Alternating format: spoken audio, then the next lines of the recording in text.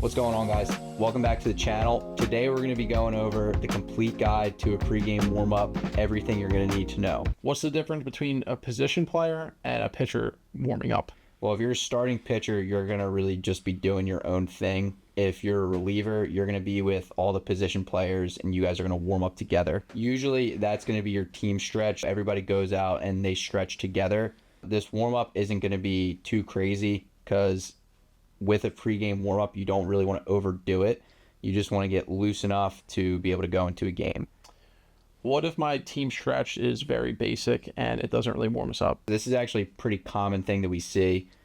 If your pregame stretch isn't enough that your team's doing, you are going to have to get out to the field early. So whether that be bands, whether that be plyos or foam rolling, you're going to have to get out to the field early to make sure you do those things so you can be loose going into a game. It's not your coach's responsibility to make sure you're loose for a game. It's up to you. What is an ideal warm-up and what do I have to hit? For an ideal warm-up, you want to start first with soft tissue work and foam rolling.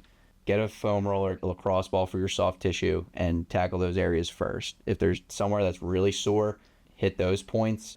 Mainly you want to start off with soft tissue and foam rolling. Do I have to do soft tissue work? You don't have to. It's completely up to you. If you have areas that are really sore tight that day, then soft tissue and foam rolling can be a good way to relieve that. The next thing you would want to go into is a dynamic warm-up, whether it's your team stretch. If you're a starter, it's kind of going to be your own thing. Dynamic warm-up is going to get the blood flowing, get your body moving the way it's supposed to be. What exercises should you make sure you do in a dynamic warm-up?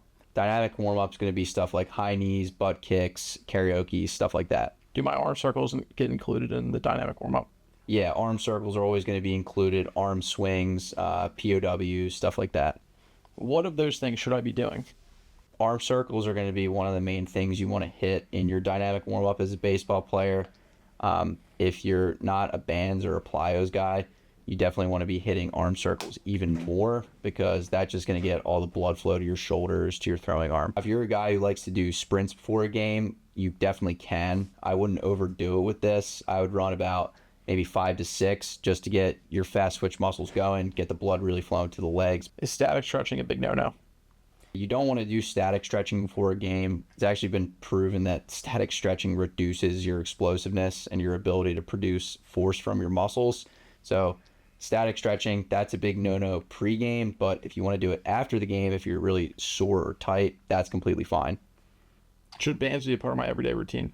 Bands should definitely be part of your everyday routine. We recommend every baseball player, no matter what position you play, to do bands. They're just going to help arm strength, your arm health, and making sure you're completely loose before a game. Do I have to do plyos before I throw? No, you don't have to do plyos before you throw. It's completely optional and up to you. If you're a guy who likes to use them and use them the right way, then plyos are completely fine.